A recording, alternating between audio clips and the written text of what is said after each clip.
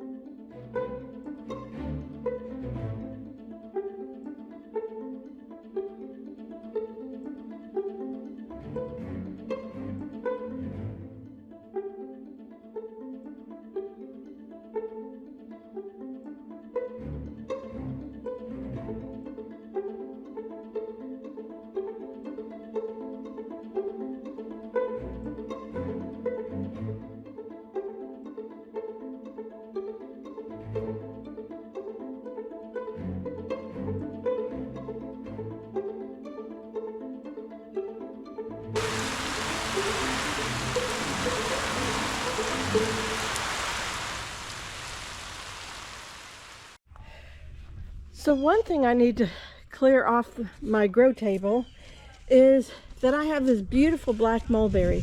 I received a stick as a gift.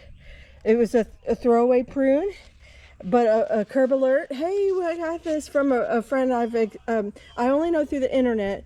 But Sarah, if you're watching, she always has curb alerts, and she's come to my house, and we have exchanged other cuttings from my own yard. So anyhow, this was one of hers. I also had Pakistani, but they did not root in like the black mulberry. Pretty much, I didn't do much except for expose a little bit of the, I'm going to say this wrong, cadmium layer, and dipped it in rooting hormone powder and stuck all 3 sticks in there. The other 2 sticks didn't make it. This one did, and it even fruited this year. So let me show you where it's going. The first thing I needed to do was remove the dwarf ever-bearing mulberry that was here, and it's a little bit close to this pine. And it had a twin. The twin died like right there. And so in order to put this centered between the figs and the pine, actually it's a little bit off even right now, but in order to get that in a place, I was going to remove this. It grew great. It does put out berries, but the berries were small, and I was disappointed in that. I thought dwarfing meant the tree would stay small, and I didn't realize how tiny the fruit was. This one gives a little bit bigger fruit. This is going to be its replacement, and it'll grow a lot taller, although I'll keep it pruned as well. So I just kind of removed some of the dirt and grass around the roots, rocked it a little bit, exposed some of these upper roots, cut those, and just kept rocking it until it kept exposing more of these. They look like carrots, don't they? But these are its roots. And I just kept rocking and cutting, and there was no heavy lifting or nothing like that involved in this. So it really came out pretty easy in spite of those super big roots. And I did prune it first just to see if I was going to change my mind. Here, I'll put it up there as if it was still here. And I just couldn't justify keeping this tree when I have a better producer over here. If I could have found a world's best mulberry, I would have definitely done that. But this black mulberry will definitely be a great substitute for this one. And I would love to give it away. I don't know. I think I did a lot of damage there. It might be able to come back, but I also think I saw aphids. I saw bugs all over it. It almost looks like it has scale or some kind of, it's very bumpy. That might be normal, I don't know. Like I would feel guilty if I gave away something that was diseased. Oh, I definitely don't want to do that. So I think at this point,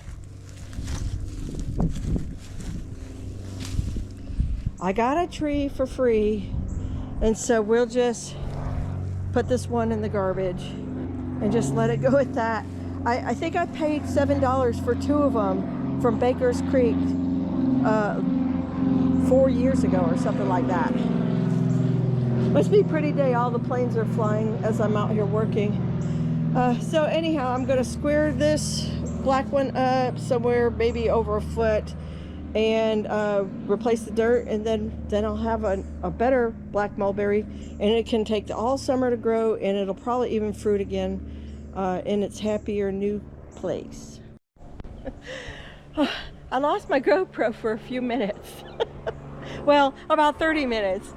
I finished up with the mulberry, and I guess I just left it in the grass. And I tried to fill up that hole with some dirt, and then I put pine bark nuggets there just because I had extra.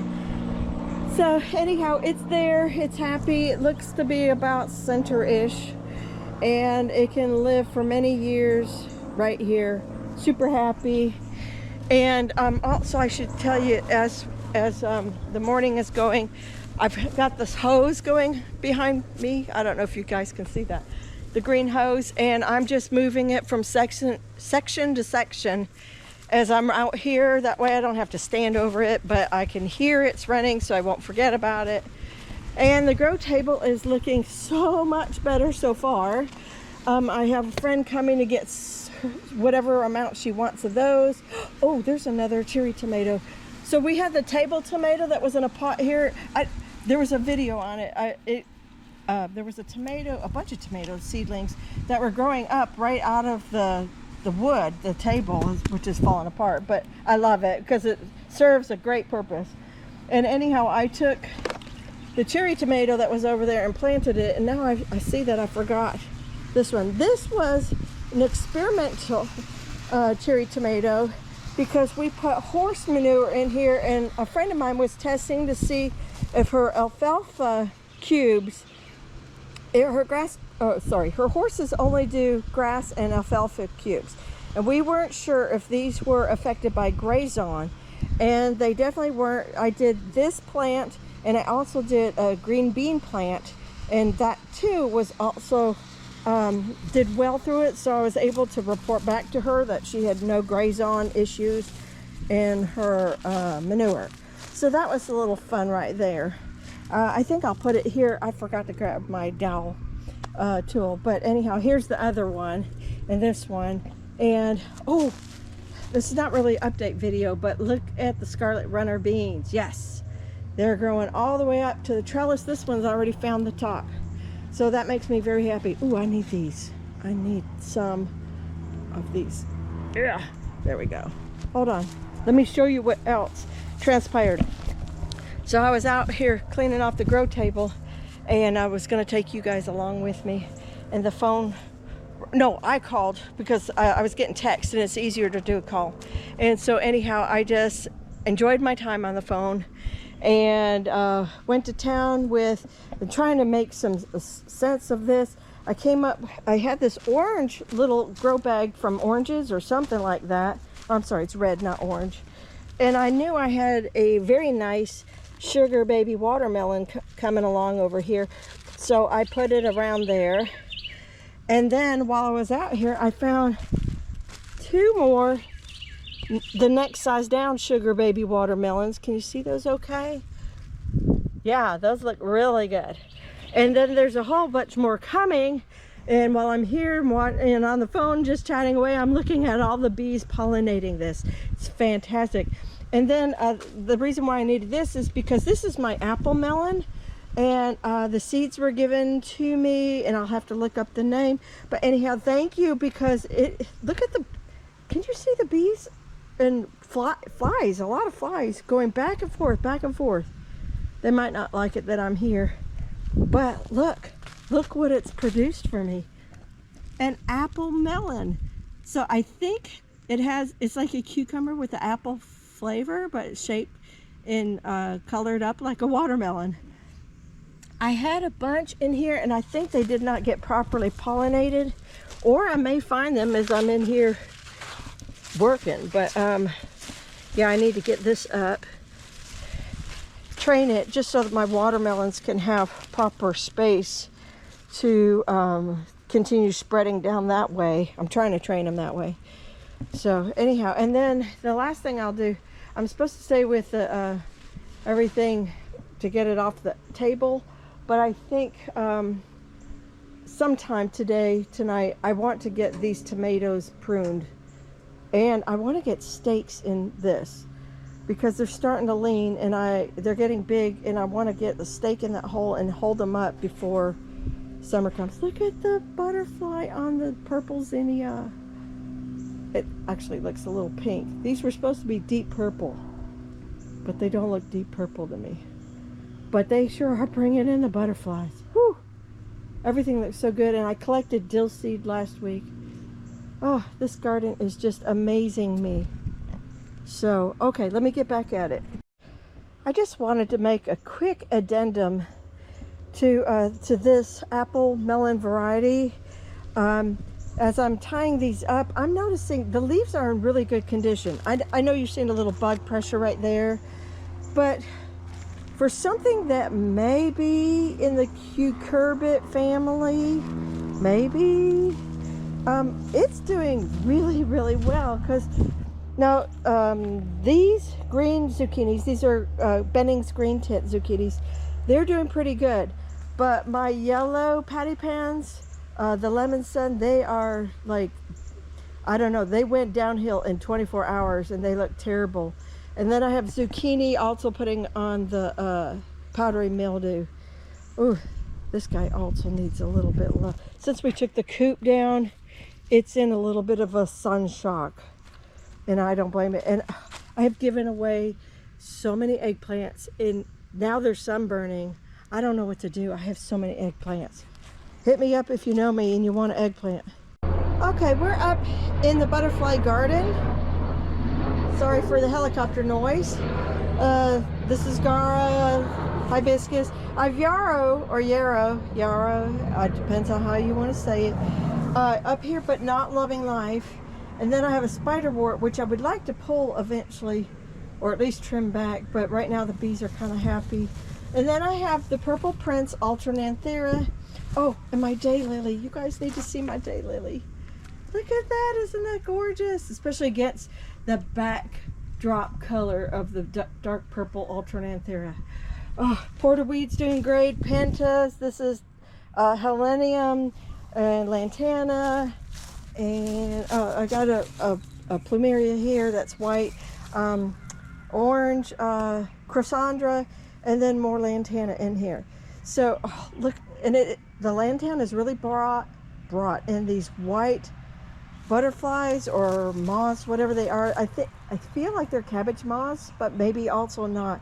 They are digging the butterfly garden this year. I have not seen them for the past couple of years like they are right now. But anyhow, so I'm going to pull out this yarrow. Oh, I'm standing in front of my front door, triggering that. So I have some more of the alternanthera purple prince, and I'm going to put one up here. I don't know where I'll put the other one. I was thinking right here. I might still do it. But anyhow, I'm going to just yank out this yarrow. And this chickweed is like such a sticky mess. Tropical chickweed, I think is what that is. Anyhow, oh gosh. Well, there's a lot of dead parts from last year's growth. Let's see if we can just yank it out. It's upsetting to see, yes, but it'll be so much happier in the back with shade. Okay, let's put one of these guys in here.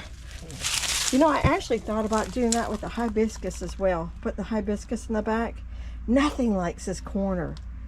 I don't know what kind of toxic crap they had in here before us, but this doesn't look, you know, I may just yank that too. Put that by the pool, put in my other seedling and just be done. We'll just have a little purple black drop here. Eventually I can maybe add one there or not. I don't know. It'll be a little offsetting. That'll thrill Jack.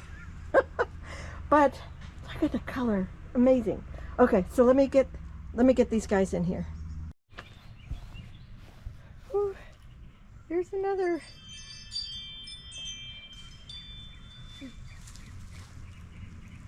Oh.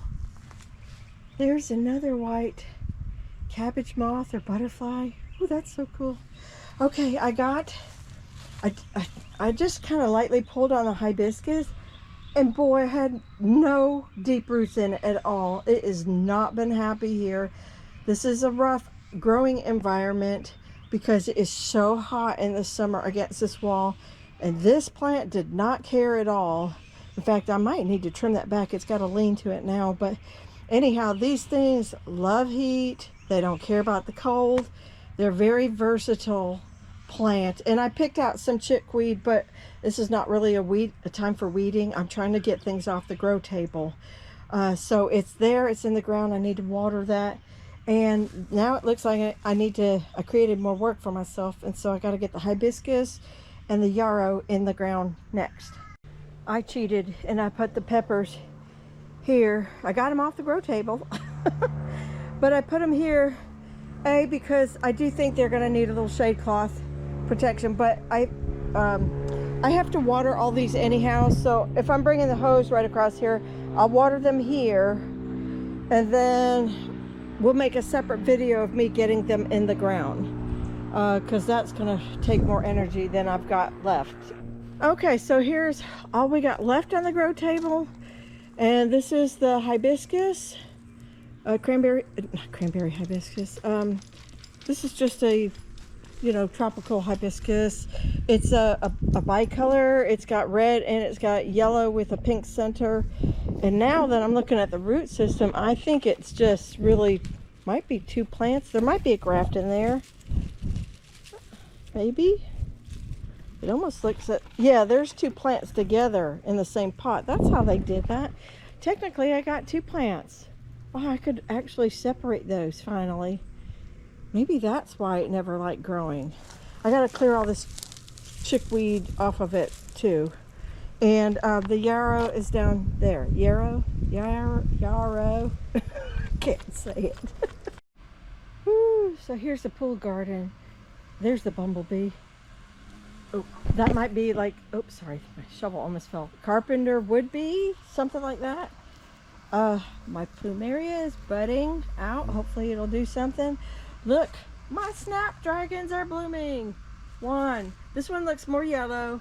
This one's gonna look a little pink, or at least for now. And this one is like a beautiful tropical sunrise, which is cool because that's what this other plumeria back behind the garro is supposed to be as well. Oh, this area is just coming together for a garden that is only, is it a year old? Not even a year old? No, it was here last spring. It was definitely here last spring because I had delphiniums last year, but I kind of got them late in the season. They never rooted in. It got hot. They died. So anyhow, yeah, this garden's just over a year old.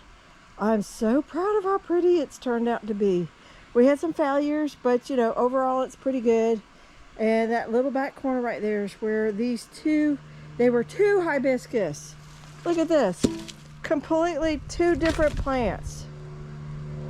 Just in the same pot. I think they were trying to pass it off as something special. And it was pretty, but I think they'll be happier if they're separate. So that's what I'm going to do with this little blank spot in front of the bananas. We have one right here and one right here, and it'll just be kind of fun to see what colors they come out. I do have the red knockout, and one of those is going to be red, but it is what it is. I'm still trying to leave a little trail behind, over by the fence for Buddy to travel through. I've got this weird piece of wood here holding up the banana tree. But I do want him to be able to go around the far back side. He's a squirrel chaser, as you probably know. So we'll just see. I'll water those in real good. I got to get the different hose out. So I have these baby papayas that I started from seed myself, and I think we're just gonna end up throwing these away because I got 6 baby papayas out of it. I don't need more than that in my yard. I really don't want to take the time to give them away, so I think they're just gonna go with the yard debris garbage truck. So yeah, I think that's the end of their fate for me.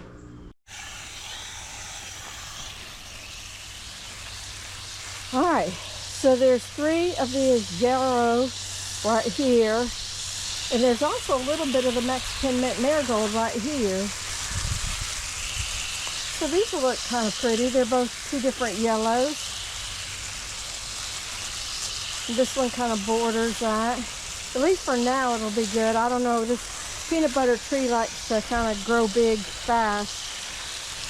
But anyhow, we'll just do what we can with this. And then I put the 4th one. This is a little bit bigger one. I'm gonna do standalone with it, and I'm gonna put it right here on the edge of this kind of walkway. So we'll see. Hopefully they'll take root here. They certainly hated it up there in the front. They'll get a lot more partial sun here. As you can see, they're in full sun right now, but they won't always be. This gets a lot of shade even in summer. Most of my grow table is empty, and I'm hoping it'll be all empty in just a minute after my company should be arriving any second now. To pick up the Mexican mint marigold for her and another mutual friend of ours. I think they're going to share. And then I have the ice cream bean, and I have no idea where I'm going to put it because those things can get kind of big, and I have no idea where I want it. And it may just live here for a little bit longer. But yes, so excited. I got this cleared up for the most part. I still have my other grow table there, which is fine. But like, was it yesterday or the day before? No, I don't know when it was, over the weekend maybe. Jack was helping me, and he wanted to have a little table. He goes, well, what happened? We call this the Mako table because we built it back when we had the Mako boat and we used to clean fish on it. And he said, well, where's the Mako table? And I said, oh, and it also used to have a decal of a shark on here. Oh, I'm sure that's long, long gone. Yeah, because all this is peeled away. This was the whatever, the coating on it. It's gone too. So anyhow, he's like, where is that? And I said, oh, babe, you're standing right next. I mean, like, he was right here. I said, you are right next to the Mako table. And he's like, oh. So it was so busy, and I don't want to keep hand watering all that stuff. We're in a pretty bad drought right now, and it needs to go. Let me also report before closing out this video. This is my boysenberry, and look, it has done nothing. Absolutely nothing. I don't know what's going to go on with it. It may just end up in the garbage too. Or if I can find the receipt, I'll return it because that was $10, and I just bought that last month.